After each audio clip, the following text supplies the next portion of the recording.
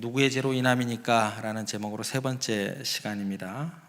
한 10여 년 전일까요? 여러분들이 기억하고 있는 이름일 수도 있고 잊혀진 이름일 수도 있을 것 같습니다. 김우수 씨라는 분이 있었습니다.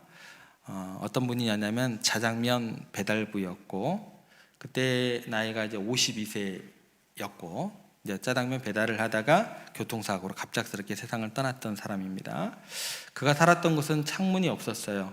그리고 고시원 쪽방에서 살았고, 그리고 그 삶을 살면서 어려운 형편의 어린이들을 도왔던 사람이었습니다.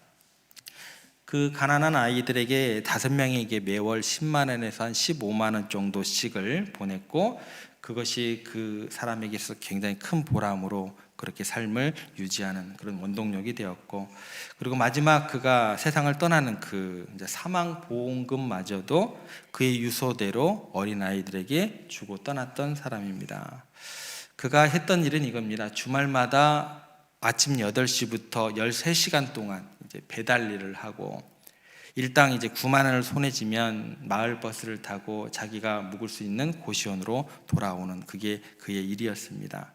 그의 휴대전화에는 저장된 번호가 없었다고 해요. 그리고 찾아 이렇게 오는 어떤 메시지도 없었고, 그리고 이 김 씨는 미혼모에게서 태어났고 7살에 이제 고아원에 맡겨졌던 그런 어린 시절이 있습니다. 그리고 12살 때는 고아원을 뛰쳐나왔어요. 그리고 이제 거리를 전전하며 살게 됩니다. 국어를 하기도 하고, 양조장에서 이제 허드렛 일을 하면서 이제 끼니를 때우기도 하고, 또 어렵고 힘든 일을 이렇게 견디면서 그 청소년 시절을 보내게 됩니다. 그래서 이제 소년원과 교도소를 이제 들락날락하기도 했다라는 것입니다. 그렇게 고달프고 거칠었던 삶을 살았던 그가요, 새로운 삶을 살기로 결심하게 된 계기가 있었다고 합니다. 교도소 안에서 우연히 어린이 재단에서 나오는 잡지를 읽을 때였습니다. 그 잡지에는 어려움을 겪는 아이들의 사연이 담겨 있었고, 그의 자신의 어린 시절을 떠올리면서 며칠 동안 그 사연들을 읽으면서 울었다고 합니다. 그때부터 아이들을 위해서 뭔가를 하고 싶은 마음이 이제 생기게 되었다고 그래요. 그 마음이 들었고, 그 마음은 그의 삶을 이제 완전히 바꾸게 되었다라고 이야기를 하게 됩니다. 그래서 어떻게 삶이 바뀌게 되었느냐? 하루에 2갑씩 피우던 담배를 끊었다고 합니다. 그리고 매일 마시던 술도 끊었다고 합니다. 이렇게 생각을 한 거죠. 술과 담배를 끊으면 아이 1명을 더 도울 수 있겠지 하는 마음으로 시작을 했다고 그래요. 그래서 그 마음의 생각이 그의 결단을 더욱더 확고하게, 그의 삶의 자리에서 더욱더 그 행동을 옮길 수 있는 그런 확고한 마음으로 이어졌다라고 합니다. 그가 이제 그 배달 일이 없는 날에는 조조 영화를 혼자 보는 게 그의 낙이었다고 그래요. 그리고 영화를 보고 나올 때쯤 어김없이 그때 당시에 2,000원짜리 스포츠 복권을 한 장 사는 버릇이 있었는데, 그 동료들이 그에게 이렇게 이야기를 합니다. 아니, 복권을 살 거면 당첨 금액이 큰 로또를 살 것이지 째째하게 스포츠 복권이 뭐냐? 이렇게 이야기를 하면 그 사람이 웃으면서 이렇게 이야기를 한다고 합니다. 내 운은 로또까지는 미치지 않을 것 같아서 라고 웃으면서 이야기를 하곤 했다고 합니다. 그리고 그 조조 영화를 보고 난 그 이후에 오후 시간에는 자전거를 타고 한강을 달리기도 하고, 한 달에 한 번 정도는 자전거를 타고 의정부나 이제 속초까지 장거리 여행을 떠나기도 했다고 합니다. 어떠세요? 이야기를 들어보니까 이분의 그 외로움을 생각하면 마음이 좀 아프시죠? 예, 아프지만 이 사람은 참 어찌 보면 재미있는 어떤 그런 삶을 살았다라는 생각도 들게 됩니다. 그런 그가 자장면 배달 중에 갑작스러운 교통사고를 당한 뒤 세상을 떠나게 되었기는 하지만서도, 그래서 이 장례를 초록우산재단의 그때 당시에 후원회장이었던 최불암 씨가 상주가 되어서 치렀고, 빈소를 찾아온 사람들 중에는 돈을 내가 그동안 허튼 데 쓰고 살았나 보다라고 이야기하는 사람들도 있었고, 고인보다 잘 살았던 시절에도 나는 아무것도 하지 못했네, 그리고 미안해하는 사람들도 있었다고 합니다. 어찌됐건 많은 사람들이 위로하기 위해서 조문을 했던 그런 일이 있었다라는 것입니다. 세상의 시각으로 보면 굉장히 어떨까요? 여러분 생각하기에 좀 부족하고 초라한 삶인 것 같아요. 그죠? 예. 그의 삶은 그런데 모든 사람들에게 이야기를 듣기만 해도 뭔가 따뜻함을 선물로 남기고 간 그런 삶이 된 것 같습니다. 신앙의 유무를 떠나서요, 그냥 지나치기에는 뭔가 찡한 생을 산 사람으로 저는 기억되고 있는 사람 중에 한 명입니다. 하나님이 보시기에도 얼마나 거룩하고 아름다운 인생이었는지 하나님께서도 그렇게 바라보시지 않았나, 그런 생각을 하게 됩니다. 오늘 우리가 읽은 본문에는요, 고난의 이유나 원인에 대해 묻는 제자들의 그 매정한 질문이 등장하게 됩니다. 그 질문에 대해서 예수님께서는 그 질문에 대해서 왈가왈부하기보다도 어떻게 하시냐면 그 사람의 필요를 먼저 바라보고 계셨다라는 거예요. 그리고 예수님께서 지금 겪고 있는 고통과 상관없이 초월적인 사랑으로 나보다 그 사람을 먼저 바라보고 그를 대하시고 계신다라는 것입니다. 오늘 말씀을 통해서 예수님의 그 초월적인 사랑이 무엇이었는지 좀 생각을 해보면서 우리도 타인들을 향한 초월적인 사랑을 우리가 선택을 하면서 우리를 통해 하나님의 사랑이 또 세상에 비춰지기를 그렇게 결단하는 그런 귀한 시간이 되기를 소망해 봅니다. 오늘 우리가 생각할 것은, 우리가 두 번에 걸쳐서 살펴봤던 것은 뭐냐면 제자들의 시선과 하나님의 시선이었습니다. 오늘 우리가 마지막으로 생각해 볼 시선, 그 관점은 뭐냐면 예수님의 시선입니다. 예수님의 관심이 무엇이었는가에 대한 내용에 우리가 이 시간 집중해 보겠습니다. 예수님의 시선의 특징은 뭐였냐면 자기 초월적 사랑이었습니다. 한번 따라해 보겠습니다. 자기 초월적 사랑. 예수님은 자신의 입장을 뛰어넘어서 그 사람의 입장에서, 상대편의 입장에서 그 사람을 이해하는 눈으로, 또 뜨거운 사랑의 그 관점으로 모든 것을 먼저 바라보기 시작하셨다라는 것입니다. 1절 말씀을 보시면 예수님께서 지금 어디를 바라보고 있는가라는 그 내용이 나오게 됩니다. 1절 말씀 저희들이 함께 읽겠습니다. 예수께서 길을 가실 때에 날때부터 맹인 있는 사람을 보신지라. 예수님께서 길을 가시다가 누구를 보셨어요? 맹인을 보셨습니다. 그런데 그 사람은 어떤 사람이었냐면 날때부터 맹인이었던 사람이었다라는 것입니다. 그러면 이제 이런 질문이 생기게 돼요. 예수님께서 길을 가시다가 그 맹인을 보셨을 때 어떻게 보셨을 것 같으세요? 길을 지나시다가 힐끔 스치다 봤다, 아니면 가다가 자세히 멈춰서 봤다, 어떻게 보셨을 것 같으세요? 나중에 이제 이 이후로 진행되는 어떤 대화나 그 이야기의 내용을 보면 이 사람이 이렇게 시각 장애를 가지고 태어난 원인이 누구 때문입니까? 이렇게 질문이 오고 가는 것하고, 그 다음에 예수님께서 이 사람을 치료하는 걸 봐서 가던 길을 급하게 멈추고 자세히 보고 계신다라는 게 더 합리적인 어떤 전개죠. 긍휼이 어린 눈빛으로 예수님께서 바라보고 계셨다라는 것입니다.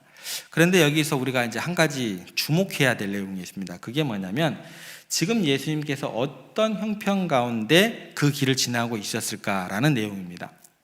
지금 예수님께서는 그 사람을 이렇게 한가로이 쳐다보시고 살필 형편이 되었을까요? 못 되었을까요?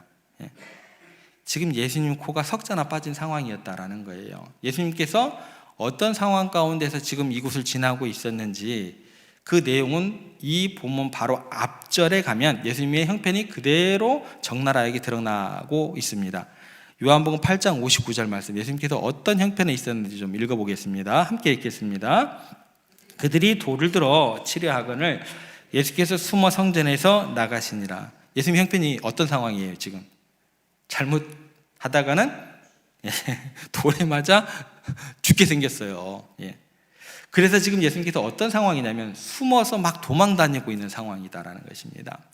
그리고 예수님의 입장에서 더 서러운 얘기 뭐냐면, 쫓겨난 곳이 어디냐면 어디서 놀다가 다른 사람들하고 같이 막 즐기고 먹다가 쫓겨난 게 아니고요.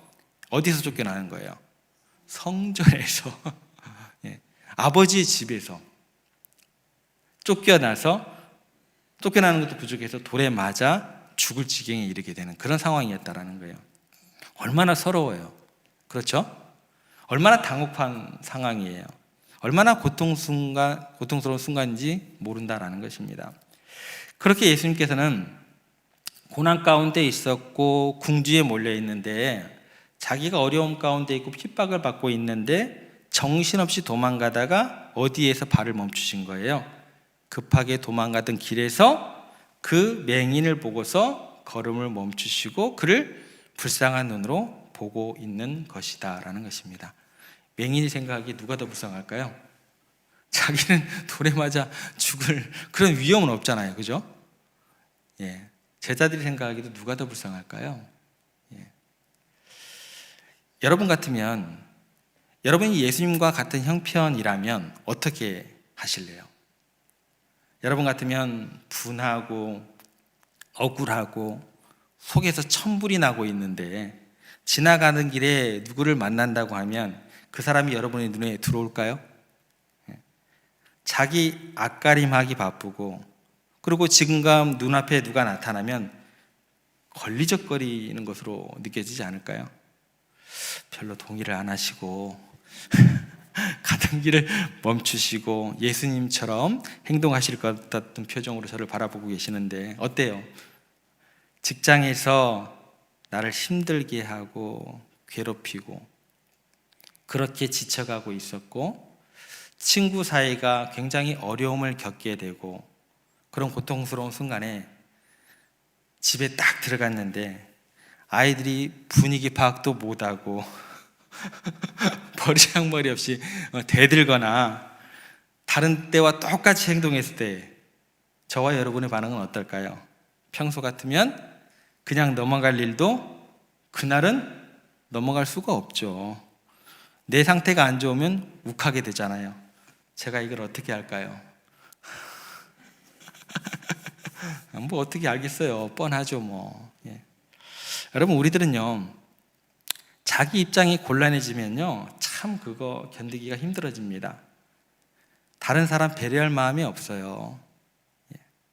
평상시에는 상처받지 않을 말인데도 힘들어하면 뭐예요? 힘들어지면 아유 그렇게 상처가 될 수가 없어요. 기분 나빠하지 않을 일도요 힘들어지면요 내게 시비 거는 걸로 느껴져요. 그냥 가만 안 두죠. 그냥. 그죠? 내가 힘들면 다른 사람은 전혀 안 보이게 되어 있습니다. 그런데요 예수님은 하나님의 뜨거운 사랑 가운데 충만하셨던 분이셨던 것 같아요. 하나님의 뜨거운 사랑을 받았던 우리 예수님은 자기가 어떤 형편에 있든지 어떤 상황 가운데 있든지 어떤 궁지에 몰리든지 자기를 초월해서 상대편을 사랑의 눈으로 바라볼 수 있는 능력이 있으셨다라는 것입니다. 그래서 요한복음 13장에 가면은요 6월절에 예수님께서는 곧 아버지께로 돌아가실 줄 아시고, 무슨 얘기예요? 죽을 날이 다가온 걸 아신 거예요.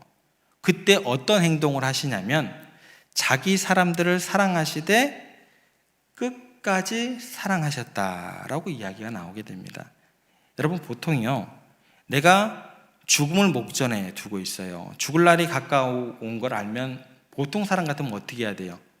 누구 생각해야 돼요? 내 생각해야 돼요. 자기 생각을 하게 됩니다.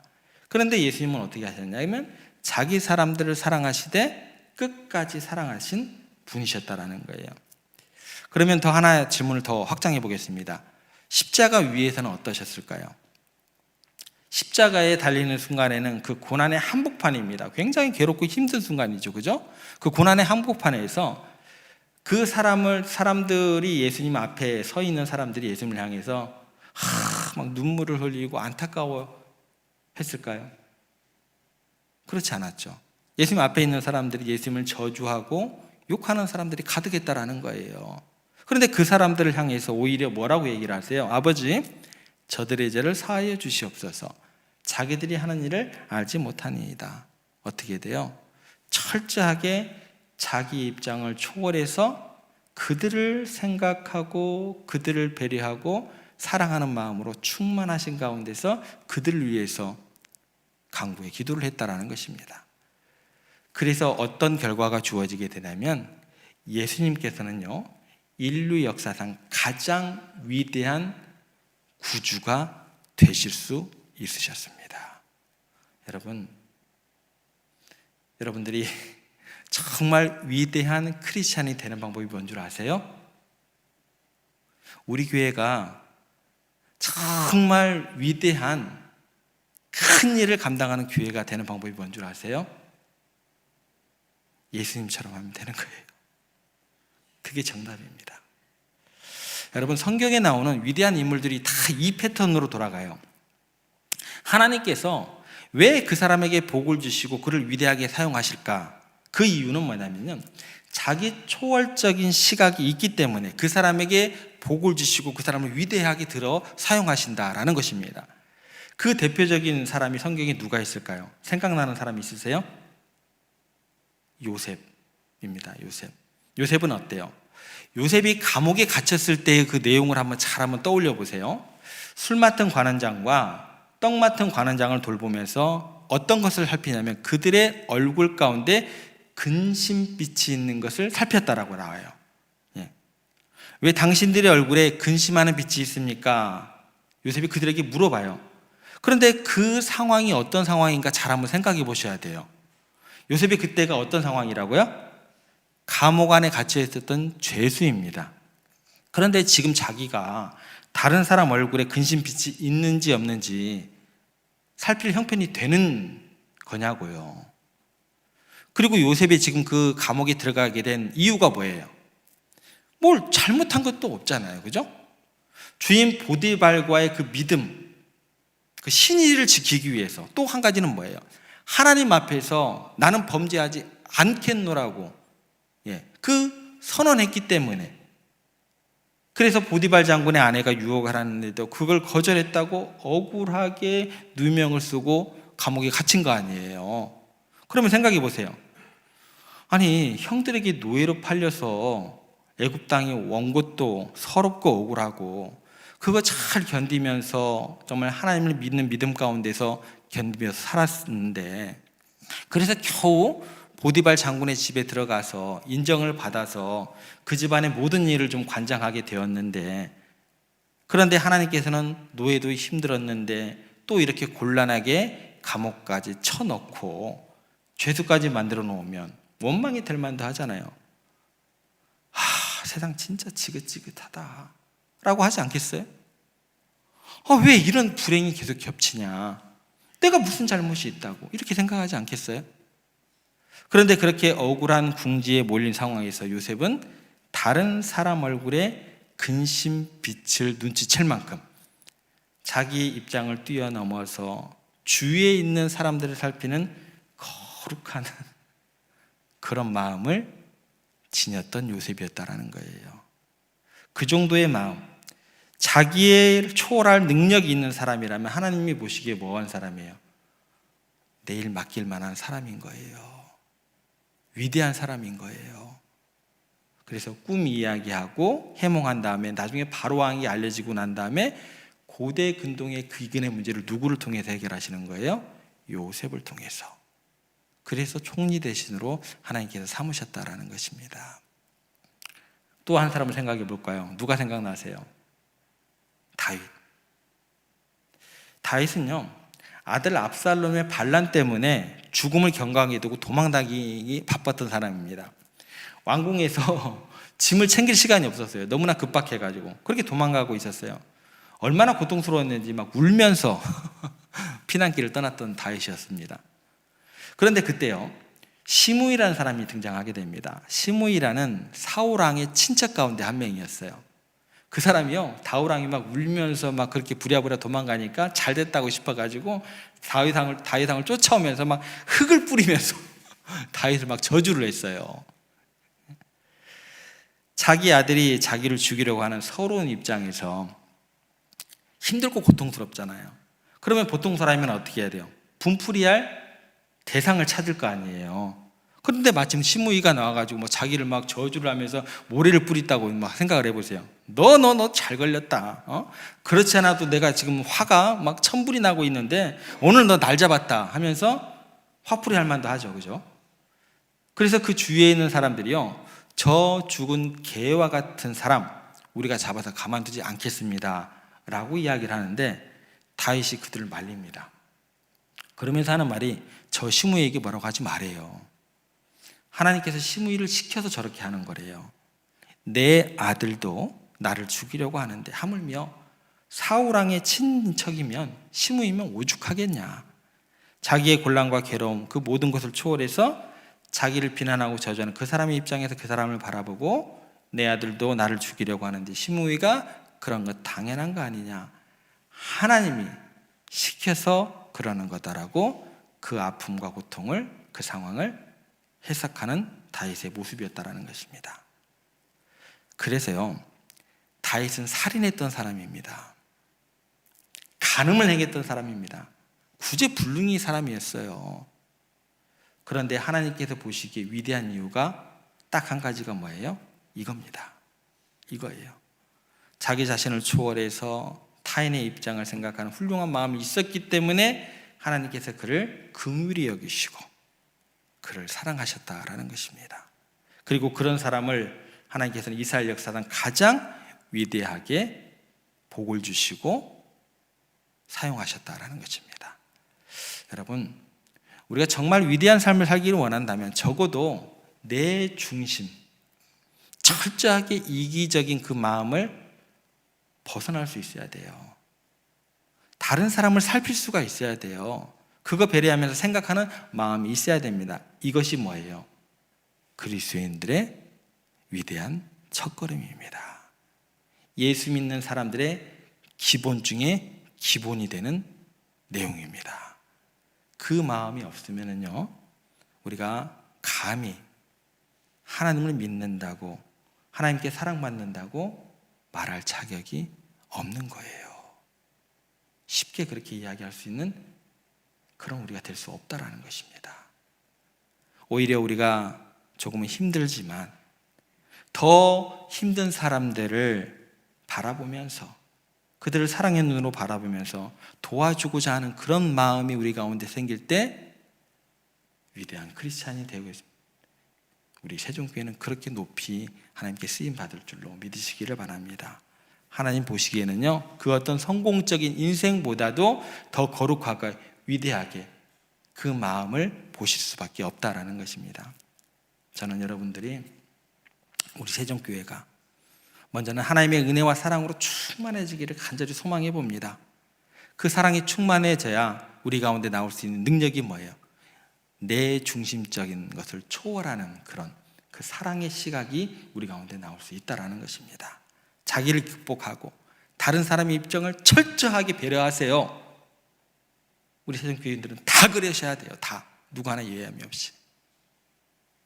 다른 사람의 입장을 배려하고 그런 사랑하는 마음이 없으면 우리 교회는요, 절대 평안함이 없습니다. 절대 위대해지지도 않습니다. 우리 교회 그런 교회 만들면 안 되는 거잖아요. 그죠? 하나님이 보시기에 인정받고 사람들이 인정하지 않을 수 없는 그런 교인들이 돼야 되고 그런 교회를 우리를 통해서 만들어 가야 된다는 거예요. 그 시작은 누구로부터? 저부터예요? 아니요. 여러분 각자로부터. 특별히 내가 곤란하고 어려움에 처할 때 내가 억울하게 되고 그럴 때 있을지라도 사람들 앞에서 오히려 그 사람을 넉넉하게 품어주고 축복해주고 사랑함으로써 그들을 감동시키고 세상을 감동시킬 수 있는 우리와 세종교회와 이 땅의 믿음의 백성들과 이 땅의 교회들 되기를 주님의 이름으로 부탁을 드립니다.